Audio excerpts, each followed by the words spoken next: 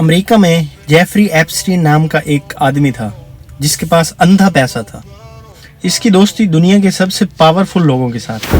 Bollywood stars, बड़े बड़े सियासतदान, डोनाल्ड ट्रंप और स्टीफन हॉकिंग जैसे बड़े बड़े साइंसदान।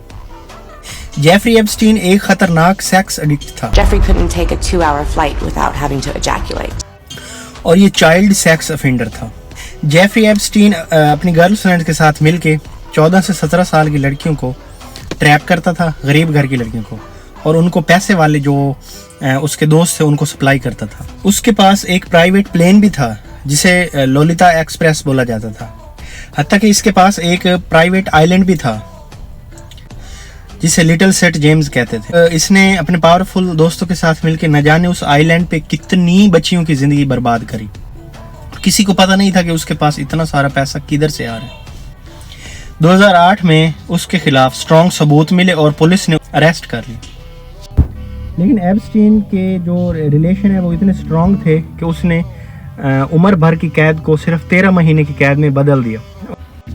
लेकिन 2019 में उसे जब दोबारा से पकड़ा गया, अरेस्ट करा गया पुलिस की तरफ से, तब वो नहीं बच पाया। केस ट्रेल से पहले ही उसने जेल में खुदकुशी कर ली। ये जो ऑफिशियली स्टोरी है वो ये है उसकी कि उसने खुदकुशी कर ली थी। लेकिन बहुत से लोगों को मानना ये है कि उसको इसलिए मारा गया था कि वो पावरफुल लोगों की, जिनको वो सप्लाई करता रहा था, उनके नाम ना उगल दे अदालत में। अब एप्स्टीन तो मर गया, लेकिन विक्टिम्स को जो है इंसाफ चाहिए था। उसमें से एक लड़की ने, जो विक्टिम थी, उसमें जो उसके साथ जो ज्यादती करी गई थी, उसने उसके खिलाफ केस दर्ज करा। उसने उसके खिलाफ और उसकी गर्लफ्रेंड के खिलाफ भी केस दर्ज करा जो उसके साथ मिलके लड़कियों को अगवा करवाती थी। उस केस में हजारों पेजेस के सील्ड डॉक्यूमेंट्स थे और कोर्ट ने उन डॉक्यूमेंट्स को पब्लिश करने का ऑर्डर दिया पुलिस को।